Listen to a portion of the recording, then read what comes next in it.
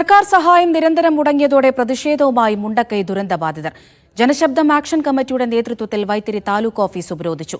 വാടക കൃത്യമായി നൽകുക, ദിനബത്ത എല്ലാവർക്കും നൽകുക തുടങ്ങിയ ആവശ്യങ്ങൾ ഉന്നയിച്ചായിരുന്നു സമരം. പ്രശ്നം ഉടൻ പരിഹരിക്കാമെന്ന വൈത്തിരി തഹസിൽദാർ കുമാരി വി ബിന്ദുവിന്റെ ഉറപ്പിന്മേൽ സമരം അവസാനിപ്പിച്ചു. വൈത്തിരി സപ്ലൈകോ ഓഫീസ് പരിസരത്ത് നിന്ന് ആരംഭിച്ച പ്രതിഷേധ മാർച്ച് താലൂക്ക് ഓഫീസിന് മുന്നിൽ പോലീസ് തടഞ്ഞു.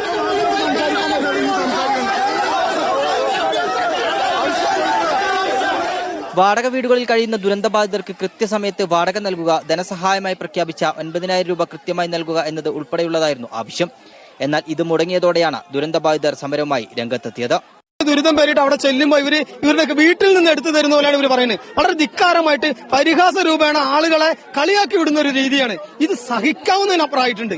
തുടർന്ന് സമരസമിതി നേതാക്കൾ വൈത്തിരി തഹസിൽദാർ കുമാരി വി ബിന്ദുവുമായി ചർച്ച നടത്തി.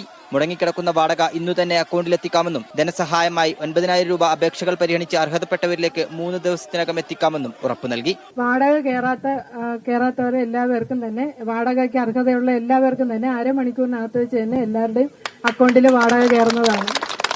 സമരം പൂർണ്ണ വിജയമാണെന്നും ഉറപ്പുകൾ പാലിക്കപ്പെട്ടില്ലെങ്കിൽ സമരം തുടരുമെന്നും സമരസമിതി നേതാക്കൾ വ്യക്തമാക്കി.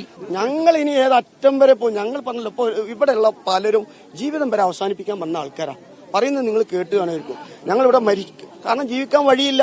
സർക്കാർ സഹായിക്കുന്നില്ലെങ്കിൽ എന്ത് ചെയ്യാനാ? വാടക കൃത്യമായി നൽകുക, സർക്കാർ പ്രഖ്യാപിച്ച ദിനബത്ത കൃത്യമായി നൽകുക എന്ന അടക്കമുള്ള ആവശ്യങ്ങൾ ഉന്നയിച്ചായിരുന്നു ഇന്ന് വൈത്തിരി ഓഫീസ് ഉപരോധിച്ചത്. എന്തായാലും സമരം പൂർണ്ണ വിജയമെന്നാണ് സമരസമിതി പറയുന്നത്. ക്യാമറ പേഴ്സൺ ഭവിഷ് കക്കോടിക്കൊപ്പം ഫൈസൽ ബാല, മീഡിയ 1, വയനാട്.